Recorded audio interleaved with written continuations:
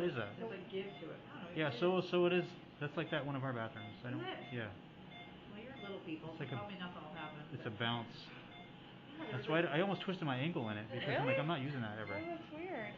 Falls naked out of the tub, twisted ankle. Yeah, and like rolled my ankle like in the tub. You should put the light over this.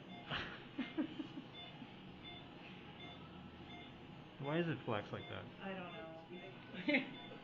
Flexible.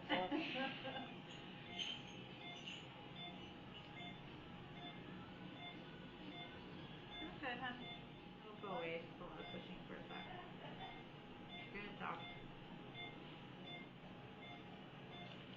I was so pissed when I used that guest bathroom the first time.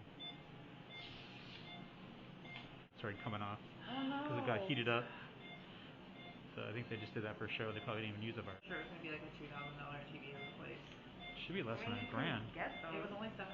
Yeah. Right? A 65-inch LG like smart TV with all the